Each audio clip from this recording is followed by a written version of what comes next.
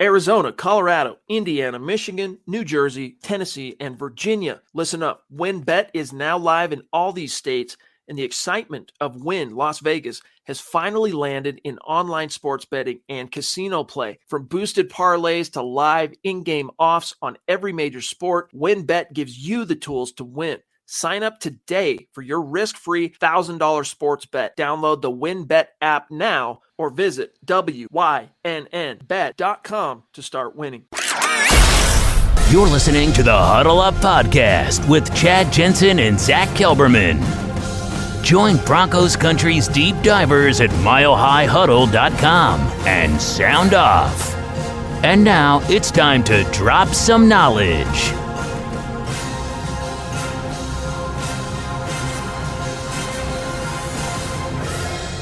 Welcome in, everybody. It is the Huddle Up Podcast, presented, as always, by Mile High Huddle, powered by Blue Wire Podcasts. I'm your host, Chad Jensen. With me is my fellow football priest.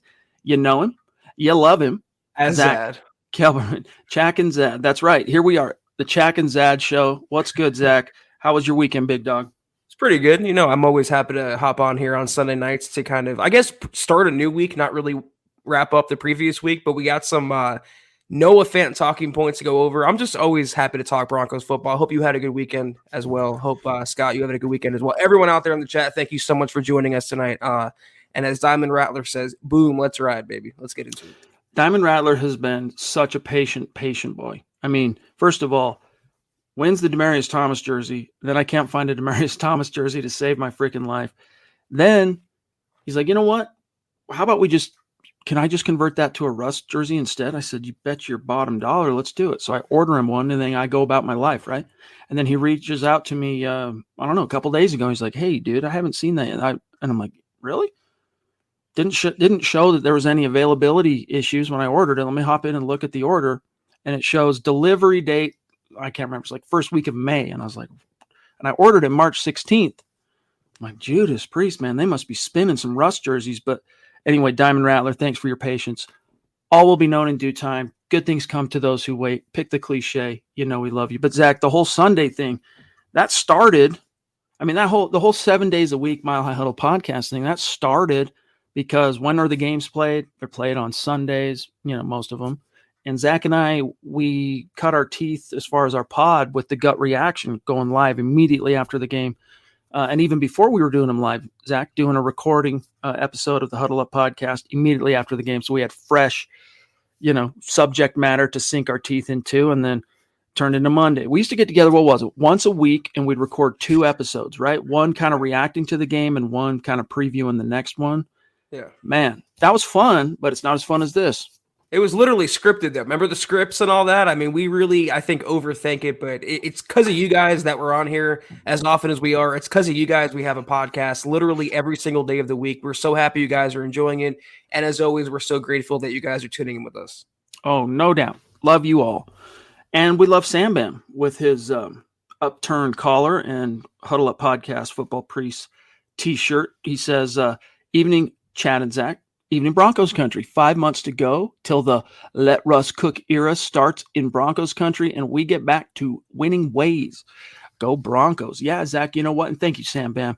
If the Broncos are going to get back to the winning ways, Albert Okwuegbunam's probably going to have a little something to do with it. And it was kind of interesting. That one radio appearance that Noah Fant made last week on the Stokely and Zach show on 104.3 The Fan ended up triggering 3 different articles, 3 different individual bits of news for us to kind of digest at Mile High Huddle. There was the, message to Broncos country, like his parting message. That was good. There was him. Well, I want to get to this because we haven't actually talked about what he said about Pat Shurmur and Vic Fangio. There was that part of it. And then he also, and by the way, David Wilder, great to see you, buddy. Appreciate you. Yes, indeed. Let's ride. And then, Zach, there's what he said about Albert. Oh, let me go ahead and drop some knowledge on you guys. If you missed that, here's what Fant said about the Broncos' new tight end 1. Quote, I think Albert's got all the potential he needs. I got to spend a lot of time with him and a lot of time with Eric Saubert last year also. For Albert, it's all about what he's going to make of it. It's a great opportunity. From my specific position, he's going to have to compete for targets a little bit. That's a deep receiver room. but I think he's got everything it takes to get there. Love the dude. Love the player he is. Love his game. I'm excited to see if they take advantage of his speed and his downfield threat ability. That was also something Fant picked a nit with relative to Pat Shurmur. But back to Fant. A big dude can play, an insane catch radius. You've got a weapon there. It's going to be interesting to see how they use him and how he develops that relationship with Russell Wilson. I think he's got all the tools to get there, though. He's just got to put his mind to it to get there. Closed quote. I think it's definitely complimentary for Alberto, and it's classy of Noah Fant, even though he's not competing with Alberto any longer for snaps. He was for quite a while, so there's always that natural competition, even between teammates. He realizes his physical stature, Noah Fant does, about Alberto. He notices what he can do, his potential, where his ceiling is, but it seemed like almost maybe an underhanded dig at Denver, how they're going to use him, if they can use him, if they can get him going like he should. And if they can divvy up the targets for Alberto with all the other receivers in the offense trying to cope with Russell Wilson. But he's just, to me, the cherry on top. He's going to be a move tight end, an attack tight end. He's going to be a seam stretcher for Nathaniel Hackett and Russell Wilson. And I think what he can do down the middle as a safety blanket of sorts will help out the offense. And it's just going to be the cherry on top, I feel like. I want to come back to that because specifically Alberto's outlook and kind of handicapping what's in store here. But on the subject of Noah Fant kind of wondering, hey, here I am with my 4.5 speed and explosive talent, in many ways squandered for 3 years in Denver. Let's just hope that this new coaching staff understands what it has in Alberto, who is actually a 1/10 of a second faster than Noah Fant, and he's about 8 pounds heavier and an inch taller. So Brandon Stokely, former Broncos slot receiver, now the co-host of his own show on 104.3 The Fan, he kind of posed this question, Zach, real quick. The way he postured it to Noah Fant was, I basically felt like, Noah, you were squandered your talents under this past coaching staff. What are your thoughts? And here's what he said, dude, quote, yeah, I agree, man. I feel when I came into the league, that's what I was drafted to do, right? Get down the field, make those explosive plays, and kind of be that pass-catching tight end. Over my time in Denver, I felt like that narrative kind of got muddled down a little bit, where it was more of a focus of me catching balls out in the flat or whatever it may be, and then trying to be a shifty guy, an elusive guy, and try to break as many tackles as possible to get my yards. Whereas I viewed myself as a downfield threat, get in open space. Then I can make things happen. It was a little frustrating being used in the short field. Obviously, that's a part of the game, and those intermediate routes are important, which I can do also, but definitely with my speed and things like that, I was drafted to get more down the field. Hopefully that works out in Seattle, close quote. There's more, Zach, but your thoughts to that? Well, he makes a lot of good points here. And the rap on Noah Fant from Broncos country was that he never broke tackles. I mean, he never made yards after catch.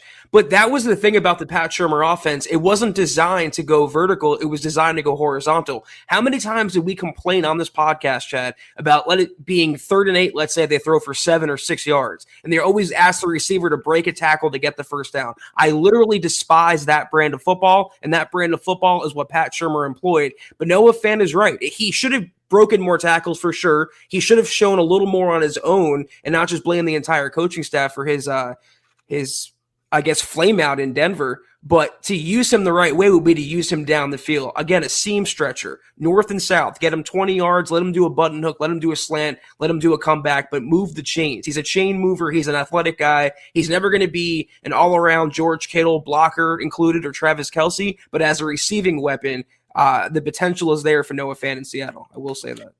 Howie frickin' day. What's frickin' good, dude? It's great to have you. Appreciate you being with us.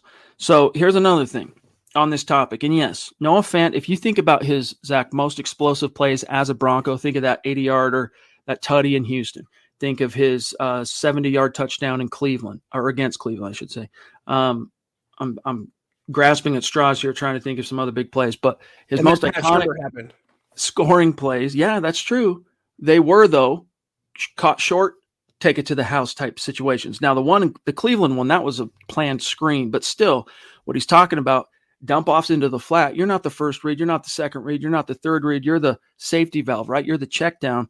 It had to be frustrating for a guy that, was capable of so much more. Now, shifting gears real quick here on the same subject, it was kind of postured to him, Zach, from Stokely and Zach. hey, it felt like Vic Fangio was like head coach of the defense. What are your thoughts on that, basically? And he said, look, quote, I think you bring up a good point there. When you get a head coach, they're going to specialize on one side of the ball. Vic is 100% an amazing defensive coordinator, but when you have that, you've got to have a really good offensive coordinator to take the offense and run with it. Shots. First example comes to mind is KC. Andy Reid is an offensive guy, but he's got his defense set. Obviously, he means with the coordinators that he's hired. So he doesn't really have to worry about that side of the ball. It makes them a good team. You get a lot of coaches that are like that, where you look at the other side of the ball, you've got to have essentially another really good head coach or offensive coordinator on the other side to really balance the team out. I thought that we could have been better in that area. But I think Vic, from what he had, from what he did with our defense, from as many injuries as our defense dealt with, from scheme-wise and the numbers we put up, you can't really argue with that. And then, Zach, last thing here, he goes on to say that Vic Fangio gets a bad rap, as far as being the old school dour, scowling guy on the sideline. But he does say, look, he's his own acquired taste, close quote. But your thoughts to that? I find it interesting, Chad, considering he had such bad quarterback play with the Broncos. I mean, what superstar quarterback did he ever catch passes from? That would be zero. He didn't mention quarterback in any of those comments. He didn't talk about Drew Lock or Teddy Bridgewater. He didn't mention the quarterback play. He put it pretty much all on the coaching. And he said, in no uncertain terms, Pat Shurmur was incompetent, and Vic Fangio kind of harbored that or didn't do anything to upgrade on that. I really do believe about 95% of what Noah Fant said there is correct. I would agree with it.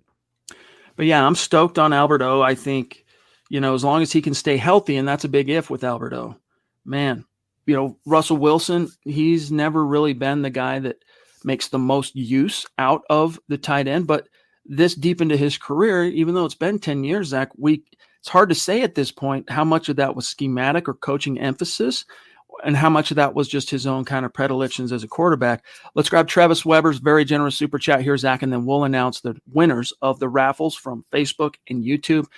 We've got some jerseys to raffle off tonight. Travis Weber, Big Dog, Big T, as we like to call him here on the Huddle Up Pod. He says, good evening. I got in trouble with Facebook, so I'm watching here on YouTube.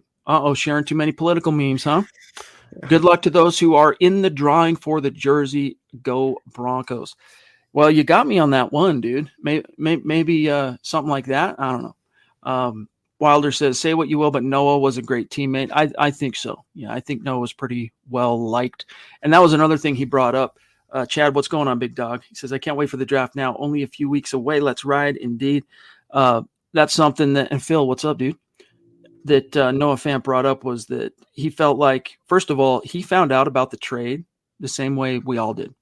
Media reports. So he didn't get a phone call, a former first-round pick 3 years removed from his GM or his new head coach saying, hey, Noah, just want to let you know you're going to be hearing about this soon. So we wanted you to hear it from us first, but we just traded you to Seattle. He had to hear it that way. That kind of pissed him off. But then, he was a little bit hurt, obviously. It's the same principle like with what Vaughn dealt with. Even though he was a superstar going to a great situation, there's that feeling of rejection and all that. But he in describing, Zach, his feelings on the trade initially, he's like trying to rationalize and understand. He's like, I did everything they asked me to do, and I really felt like we were building something, and I was going to be a part of what we were building here, something special. And, they kept drafting people, and I would get in with these guys and like help bring them in and all this. And then, off I go to Seattle. So Noah Fant really felt like he was a real team player, and I think he was.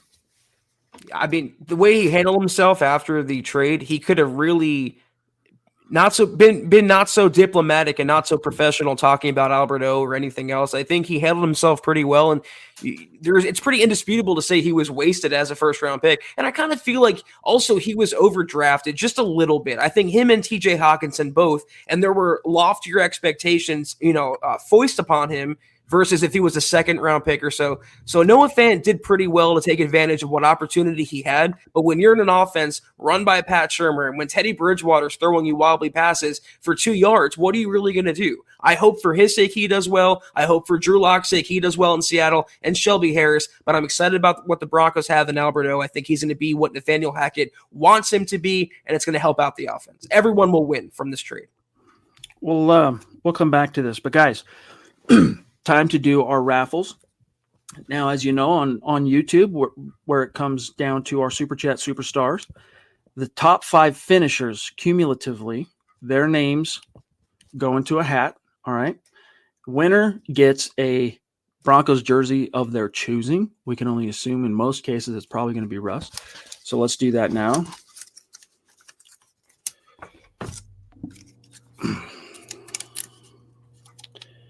DWI guys across the pond. It's appropriate. AKA Ethan, who is uber supportive on the morning programming here for Broncos for Breakfast. So Ethan, congrats on that. But you know what? As a runner-up only in this drawing, but as a legend in the flesh, Michaela Parker is also going to get a little something. Nice.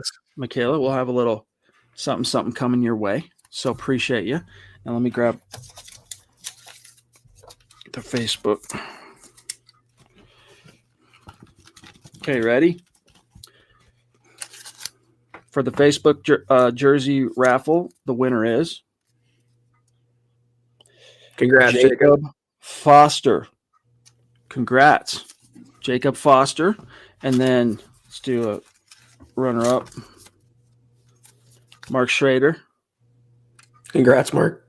Big time, another great morning show supporter of the morning content. A little care package will get sent out. So congratulations to the winners. We appreciate you. You know, you're in the conversation for the raffle because you have shown the most support of what we do here at MHH. And it's not just the Huddle Up podcast. It's the Dove Valley Deep Divers. It's Broncos for Breakfast and all the podcasts. So much love and respect. We appreciate each and every one of you very, very much. Small token of our appreciation. It's a small thing we can do, but we talk about it all the time on and off camera, how appreciative we are of every single one of you, and everyone is so instrumental in what we do here. So congratulations to all the winners, and thank you again. Albert, where did you get that whoever, I'm guessing it was Michelle. I need to know where she got that jersey, dude, just for my own sanity and peace of mind. He says, I got a DT jersey for my birthday last week. Okay, where did she get that? I need to know. Scott, I there we go. Richard Anthony in the house with the super. Thank you, Richard. Appreciate that, big dog. So Albert on this, hold on real quick. Sam Babs, thank you, bro. Very generous. Number 2 tonight. He says, I'm watching the videos of Russ throwing with the receivers. It's got me pumped. My future fantasy team wants to know, which Broncos wideout do you think will be the top fantasy receiver, non-PPR league? So in non-PPR, it comes down to yards and tutties. To me, I still don't see it being anyone other than Cortland Sutton. I really don't. Jerry, if it was PPR, you could maybe convince me, and maybe even Timmy P, but I don't know, man. The thing is, as good as we've seen all 3 of those receivers be in their careers, Zach, you know, it's like when Peyton Manning came to Denver, you thought you knew what you had in Demaryius Thomas. You thought you knew what you had in Eric Decker. You know, they were 2 years into their respective careers, but you realize that, no, the previous quarterback iterations with those guys, from the Kyle Ortons and Brady Quinns and Tim Tebow's, were only scratching as far as helping them as players to scratch the surface of what they are capable of. And, you know, Cortland Sutton, he's produced a Pro Bowl caliber season once. With Russell Wilson, guys, I don't think we can, with accuracy, fully predict how much the Russell Wilson tide can raise their ship. So I would get, I don't want to get too far out over the skis, so to speak, but you're going to see some production from this receiving core. Yeah, PPR, I can make the case that Jerry Jeudy is going to lead the pack. I hope and I think the Broncos will find ways to get the ball into Jerry Jeudy's hands on a consistent basis. But non-PPR, we predicted the other night that Sutton will probably lead the Broncos in touchdowns. So like you mentioned, I'm going with Sutton for that reason. But regardless, whether you roster Timmy P, Cortland, even KJ, you know, the Broncos receiving core is going to be so deep, and Russell Wilson is going to be like a point guard, dishing out passes to each one of them, hopefully in an ideal world. So they're going to be much better in fantasy than anything we've seen since the Peyton Manning days you were talking about, Chad. Albert Knopper says, do you think George Payton still has something up his sleeve during free agency? And that kind of ties into another story. You guys heard us mention this on, last week on the show, but Tyrann Mathieu, a.k.a. the Honey Badger, has officially been linked to the Broncos through the intrepid reporting of one Jordan Schultz of ESPN. So who knows? I mean, I don't see anything like tectonic happening, Zach, on the free agent market for the Broncos, because, they got to hold on to a good portion of what they have left in cap space to sign the draft class. Plus, you got to hold on, pardon me, to a little Evan Mathis money come training camp, because you don't know how that attrition is going to shake out relative to the injury bug. So I don't think they have the room to go out there and be too big of players, but I could see a couple of value type smart signings like a Matthew, depending on what he's looking for, like bringing back a Kareem Jackson, something like that. But the big blockbuster kind of tier one stuff, I mean, first of all, most of those guys have already been signed up, but that's about as far as I see it. How about you? I think the same thing. It's to me, it's likelier that Peyton will bring back one of the former guys, meaning either Kareem Jackson or Melvin Gordon. I read an interesting thing from Pro Football Talk, by the way, that Mike Florio heard from a leak source that Melvin Gordon's market value right now is $2.5 million on a 1-year deal. Fall from grace for Melvin Gordon, but I could see George Payton bringing him back. That's pretty much nothing for an RB2 if that's what he's going to be. I wouldn't look for Tyrann Mathieu. I just think it'd be a luxury move that George Payton's not going to make. He needs some money, like Chad mentioned, Evan Mathis fund, a slush fund, whatever you want to call it, rainy day fund. You also want to set aside some money for the draft class. What picks they have remaining, they're going to have to use money to sign them up as well. I don't anticipate a big move. I think the likelier one would be a former player. By the way, guys, if you were a winner of the swag, even if you think we already have your information, be sure to send an email to milehighhuddle@gmail.com and give us your shipping address, t-shirt / jersey size. Dave Bingaman says Noah Fant was also drafted to freaking block. I assume you're talking about Fant, right, David? And yeah, he made some strides in that area, but I just don't think he was ever going to become Shannon Sharp in that sense. Shannon, who was like not only not a good blocker, but a liability as a blocker at a certain point.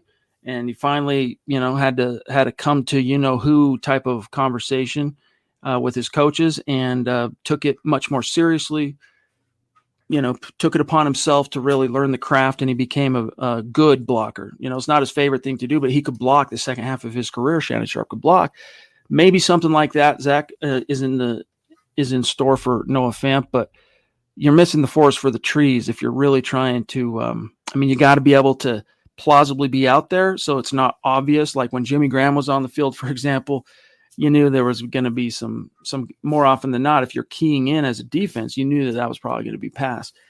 You don't want to be that obvious, so you do need to, as a tight end, if you really want to make yourself as available as possible, you got to take that seriously. But Noah Fant was drafted to catch touchdowns, dude, and catch passes down the field. I can't even think of a deep pass to Noah Fant that connected. Can you? Like, seriously, I can think of some Noah Fant big plays, but like he detailed in that quote, it was catch a slant, break a tackle to the house, or in the flat, shuck a dude, tippy toe down the sideline, turn on the jets, that kind of thing. Technically, it was a job description of Noah Fant. As a tight end, you have to block, but he wasn't drafted for that reason. It's like saying Von Miller was drafted to cover tight end. Just because he does that and it's a responsibility doesn't make it his primary function. Noah Fant's primary function is to catch passes, make yards, make plays, make touchdowns, help the Broncos offense be more dynamic. They did not use him in that capacity. Throwing flat passes for 2 yards, dump offs to Noah Fant, a seam stretcher, is a shame. It's a football crime that the Broncos have committed the last couple of years. He has his own warts for sure. He's not the best blocker. He doesn't break enough yards, whatever. He's had injury concerns. But if you use him correctly, hopefully for his case, like Seattle will, you will see a player that can help the offense, what he was drafted to do. That means through the air, catching passes. But really it was last year. And by the way, real quick, Rodney, hang tight. We'll come back to you on Chad Mumas. Just stay where you're at. It was really only last year that Noah Fant just seemed to be so easy to bring down, right? Like we would lament and complain about just how easy he went down on first contact. And I wonder if that was for him some kind of a subconscious rebellion of what the scheme was asking him to do, what the coaches were basically asking him to do. And he's like, look, I'm not going to go crazy trying to break tackles, maybe it's not even something he thinks about, but on a subconscious level, he's like, look, I'm not having fun. This is not what I want to be doing right now. His mom also passed away. I'm not to make excuses for anyone or not to excuse his poor blocking or whatever, but he dealt with a lot last year. He's still a young player. He's still in that impressionable era in his career where he can be molded based on the coaching staff, what they want him to be. And he even said himself, he's played for a defensive-minded head coach, the head coach of the defense. And who was the offensive coordinator? No one dynamic, no one exciting. It was Pat Shurmur the last couple of years. So I wouldn't be shocked if you were onto something, Chad, if subconsciously or consciously Noah Fant did not like playing in the Broncos offense. And honestly, who could blame him? It's like it was the exemplification of a offense playing not to lose. And it's like, wait a minute, how do you play offense not to lose? It's one thing. Every single drive of every single game. Yeah. Who would want to play in that system? I wouldn't. Rodney Garcia, thank you, my friend. He says, question for you guys. Would you draft Wyoming linebacker Chad Muma in the second round if he's available? Love you guys. We love you too, Rodney. So at pick 64, Zach, if Chad Muma's there, and he's been, his pro day, Luke went up there, covered at the event for us, and the buzz that was coming out of that pro day in Laramie was formidable about Muma. I mean, there's a couple other NFL prospects there plying their wares, but every NFL team that was there basically was there to see Chad Muma. He's very good. I would consider it if he's there at 64, but I think you also have other fish to fry that are arguably bigger than off-ball linebacker with the way the roster currently sits. But I would not hate it. Like if Chad Muma was this team's first pick in the 2022 draft, I'm not hating that. You got to get inside George Payton's mind, which is obviously impossible to do, but he brought in 2 inside linebackers last month. He brought back Josie Jewell, added Alex Singleton. So how much is he really going to prioritize that position? Realistically, maybe I would definitely consider Muma in the second round, but maybe only if if his right tackle that was ranked higher, for example, was taken, or a cornerback that he liked was taken, or an edge rusher. I think those are all bigger areas of need. Muma would be a nice pick, but he's not a guy that I'm running the draft card up to the podium for, if that makes sense. The Duchess, we love you so much. Appreciate you. Everything you do. You are the bomb. She says, I would love K-Jack, Kareem Jackson, back rather than going out and signing Honey Badger. Thank you for your time and hard work. Congrats to DWI and the other winners. Yes, indeed. Love you. Appreciate you. What's your response to that? Would you, all things being equal, if the money was the same, which of those 2 veterans would you want? That's what I was going to say. The thing about Kareem Jackson is I think he would be a lot cheaper than Tyrann Mathieu. I think the only reason Matthew's unsigned is because he wants too much money right now. Happens all the time. I don't know what he's asking for, but how much could Jackson realistically cost? No one's beating down his door. So maybe $5 million on a 1-year deal, incentive laden for Kareem Jackson versus maybe spending $10 million on a 1-year rental for a luxury player like Tyrann Mathieu. I'm not going to cry in my Cheerios if they sign the Honey Badger. I'm not. It's going to add to their defense, but they have an all-pro safety already. They have 2 young guys they like. How much more help at that position do you need when that money and those resources can be applied elsewhere? That's my take. If this was still the Fangio scheme, I would probably err on the side of bringing Kareem back more, all things being equal. But Honey Badger's 29.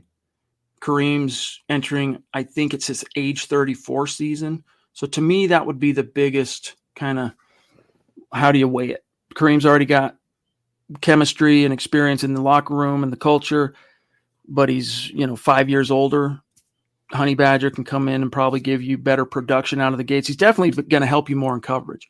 That's my biggest kind of problem with Kareem, is he really slowed down as a coverage safety the last season and a half that he was a Bronco. But you know what, Michaela, I wouldn't hate it. I'd still dig it if the Broncos brought back Kareem, because I think it kind of, as long as Zach kind of touched on, as long as the finances made sense and you're not cutting off your nose to spite your face, just being able to plug him right back in next to Justin Simmons, that safety valve, that security blanket behind a guy like Patrick Surtain, behind a guy like Ronald Darby, I think it could really be helpful.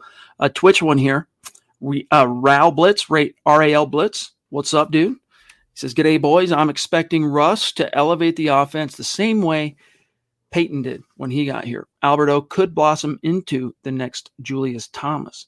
Patrick, the next Decker, and Sutton the next DT. I'm still hoping we do more for our defense, hashtag state of being. And we can tell you're not in the US of A with the way you're spelling defense, the way you're spelling offense with the C. So we love it, dude. Thank you so much. Where are you? Are you from down under? G'day, right? Are you in Australia? Either way, Broncos country is not a geographic location, y'all. It is a state of being.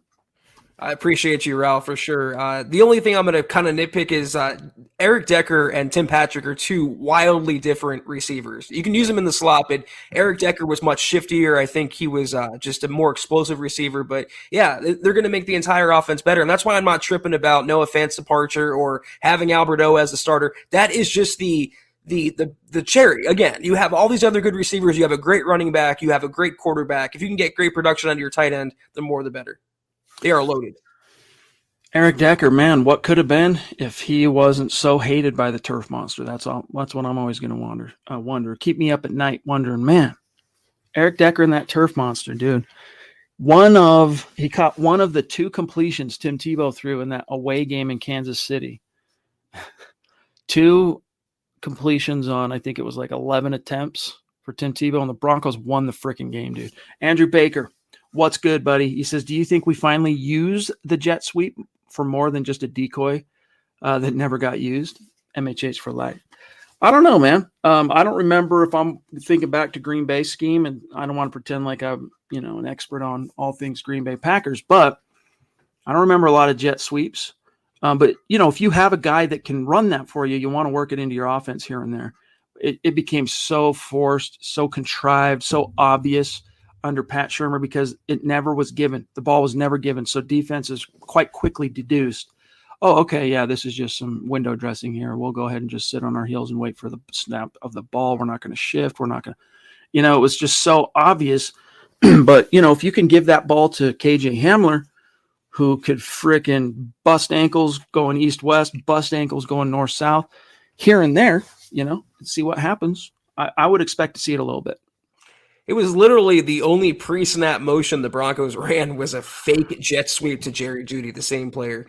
I don't know if they're going to see more jet sweeps, but I can say that the intended recipient of the jet sweeps, Jeudy in that case, is going to see more action for sure. So let's just put the Pat Shurmur offense to rest, and hopefully Hackett's it's got to be so much better. By the way, I see from John Santistevan, we drafted the wrong tight end from Iowa, talking about TJ Hawkinson. Zach, when we were at the Combine that year, you might remember this. I was like, TJ got up there and like openly wept when he was asked about Coach Ferentz and his Iowa experience. Like you could tell, man, he was just like happy-go-lucky. Like he was the type of guy that didn't realize how damn good he was. And he didn't realize like how coveted he had become as a prospect. He hadn't even worked out, I don't think, yet on the field. So everything was production-based from being in Iowa, no athletic testing quite yet. But being in the room for that, where a grown young man, albeit, but a grown man is up there weeping as he talks about brotherhood, as he talks about mentorship and things like that. I was like, dang, this is the tight end the Broncos need, this guy.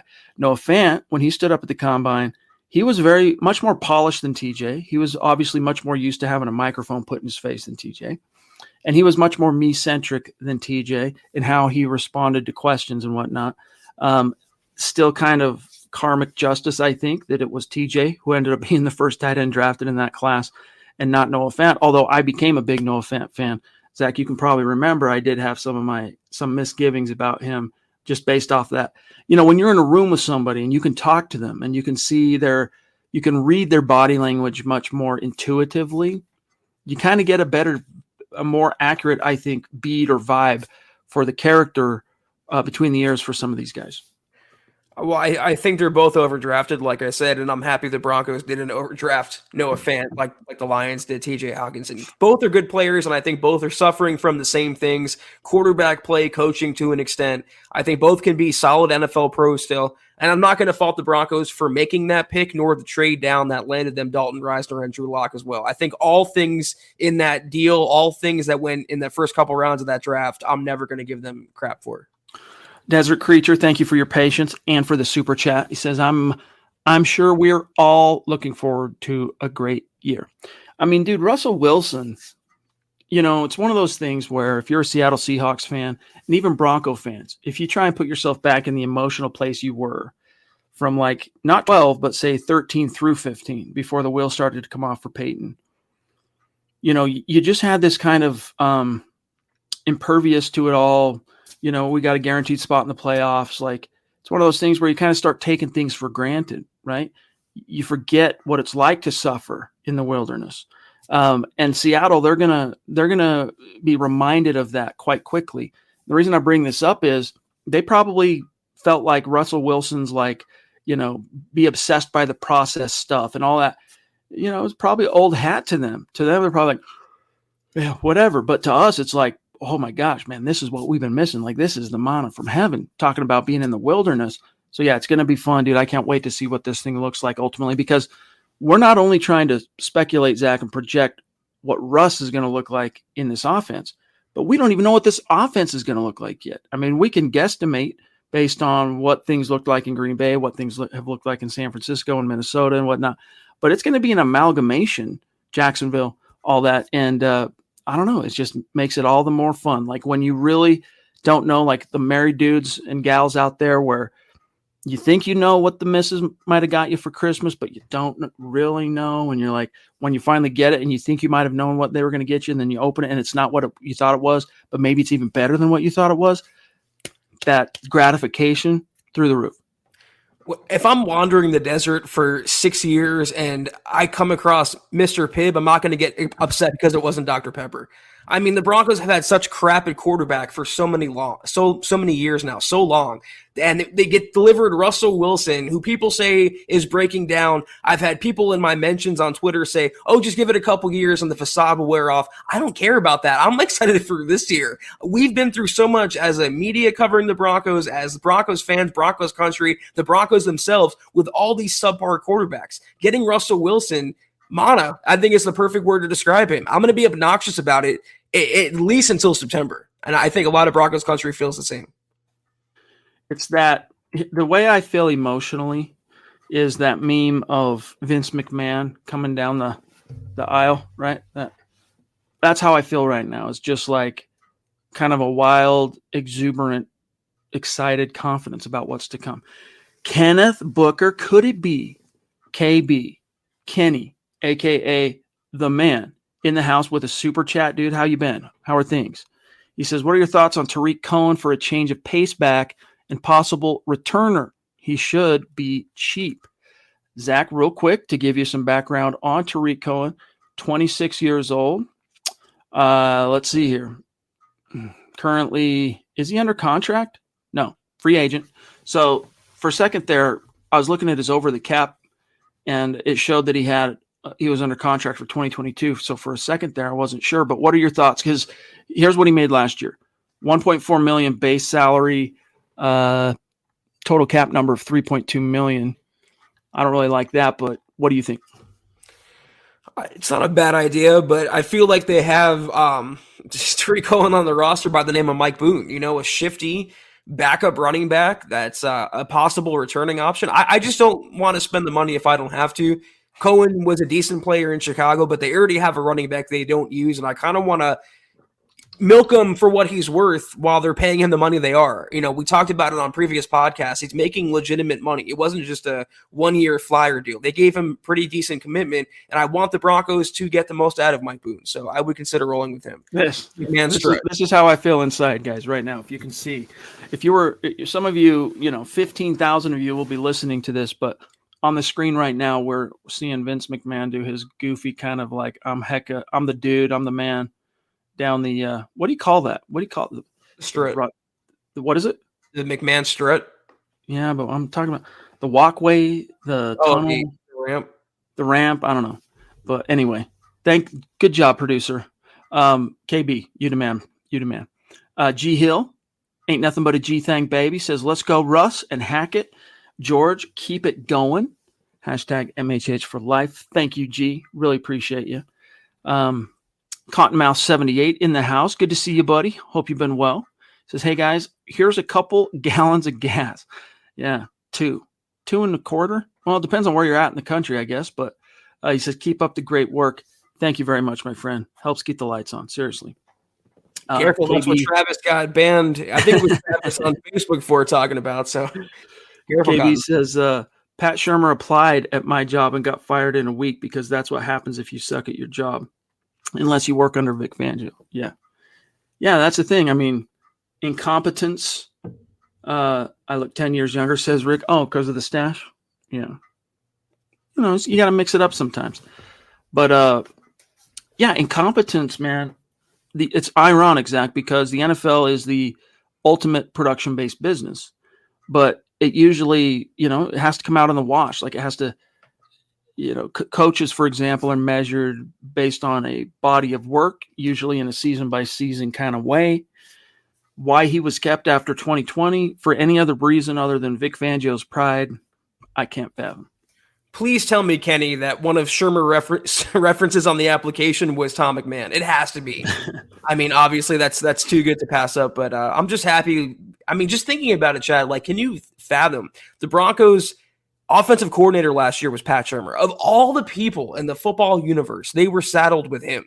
It's just amazing to me. It's how we came out of that and entered the light. It seems like so far ago, but so recently as well. So let's see. He's technically unemployed right now. No way. I'm making sure I'm not tripping here. Yeah. So Shurmur has not taken a new job quite yet. Wouldn't surprise me if he has to do the Mike McCoy thing and wash out of the league and then maybe hope to come back. Billy Musgrave. I mean, the Broncos, that's why it's kind of sketchy. You want to take a job as a coordinator? Rich Gangarello, college. Billy Musgrave, college. Mike McCoy, after taking a year off, college. You're getting sent down, dude. You're getting busted down. I don't know. Dave from Georgia. What's good, bro? Thank you, buddy. He says, I take Merlot for another year at $2.5 million, but still draft a running back in the later rounds, knowing that Pookie is the undisputed RB1. Great pod, guys. Hashtag Broncos Country. Hashtag Football Preach. Thank you, Dave. Hope you've been doing well, buddy. Yeah, Dave's the only one that helped catch on the Merlot nickname for Melvin Gordon, so I appreciate you, Dave, when you bring it up. 2.5 again for Melvin Gordon. I was willing to pay him maybe $4 million to bring him back on a one-year deal, so I would consider that. But I'm still team draft a running back and on the day 3 and have the three-headed stable be Javonte, Mike Boone, and that rookie. But we'll see. That we shall. For those who are wondering, Merlot, what are you guys talking about? Remember the DUI that ended up ultimately going away? And the reporting, eventually we learned that he had one too many cups of wine or something, like glass of wine, whatever. So, yeah, that was Zach's comic relief creation. That we had some laughs. We had some laughs over that one. Rodney wants to know, how many primetime games do you think the Broncos will have this year, Zach, after having, one, right? One last year was a Thursday night game. Yeah, that Case Keenum beat the Broncos. Good time. Yes.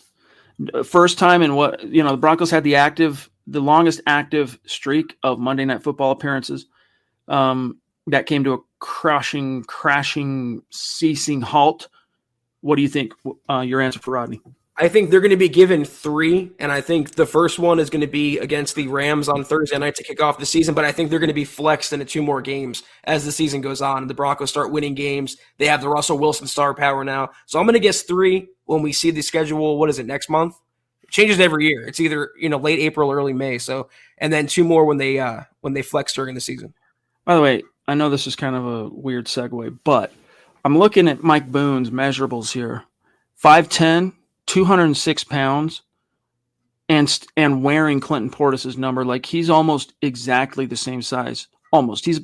Clinton Portis, depending on the year, played like around 220, believe it or not. Like, people view Clinton Portis in their mind's eye as kind of this like shifty guy, but Portis was actually a pretty thick freaking running back, dude. He just had phenomenal vision and great, if he got the open field, man, he was gonzo. But I don't know what it is.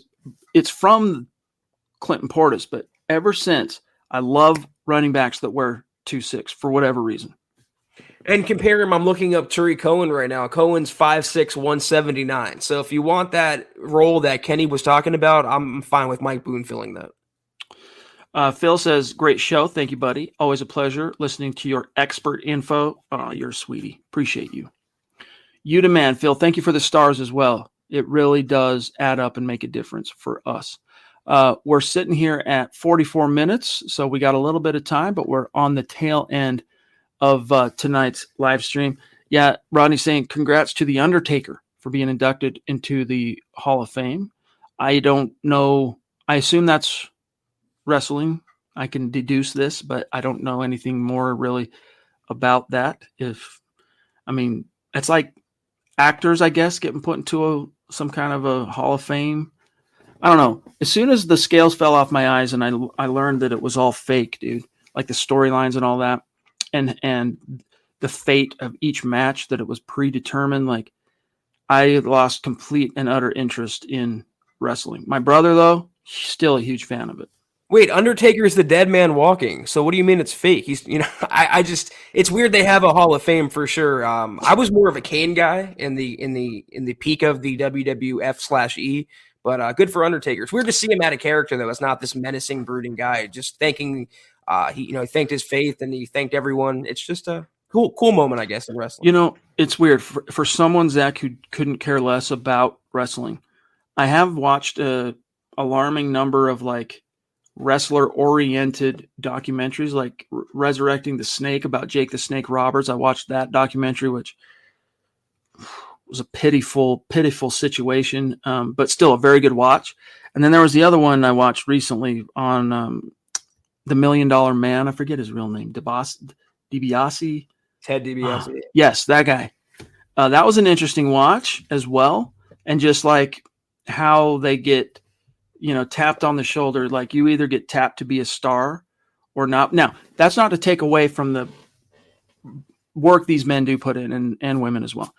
The work they put into, crafting their bodies, wrestling moves, like all that stuff in that sense is very real gladiatorial. Is that how you'd say it? Gladiator type stuff. It's just that when they step into the ring, none of it's real. Like a lot of the moves, like, hey, if you hit the mat, you're hitting the mat, dude. Like that's real, but just the outcomes being predetermined. I don't know what it was, dude. Like it bothered me, but there is still a lot of interesting drama.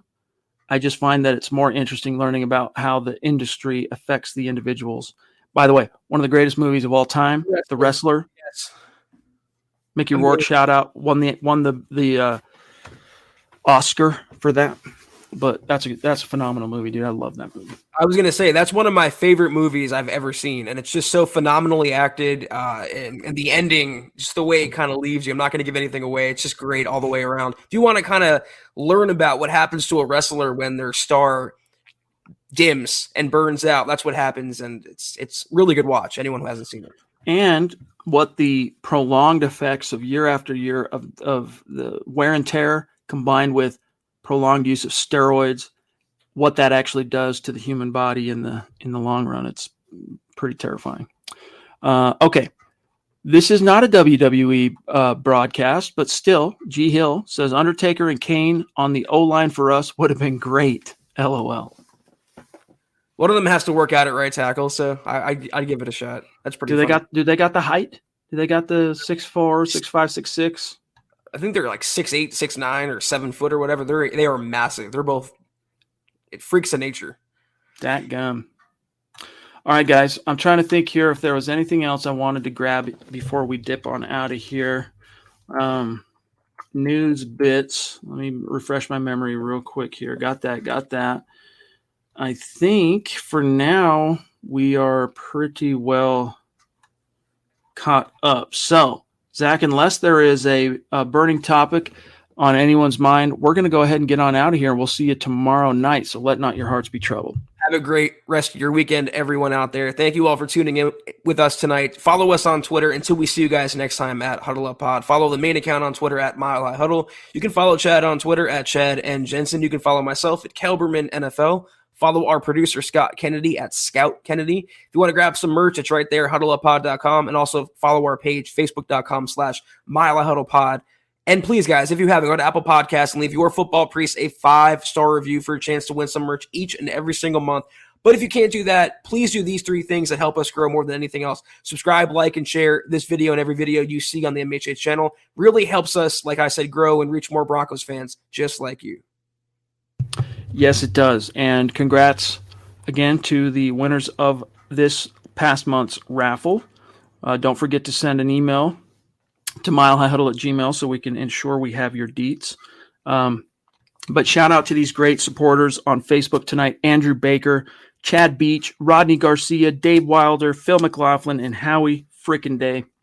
And then our great Super Chat superstars, starting with the in Facebook jail, Travis Weber, Sam Van, Richard Anthony, The Duchess, Desert Creature, KB, Ain't Nothing But a G Thang Hill, Cottonmouth 78, and Dave from Georgia. Much love and respect. We'll see you tomorrow night. And, we're kicking off a new week, so we probably will have some kind of fun, interesting news to break down tomorrow night. Take care, and as always, guys, go Broncos. You've been listening to the Huddle Up Podcast. Join Broncos Country's deep divers at milehighhuddle.com to keep the conversation going.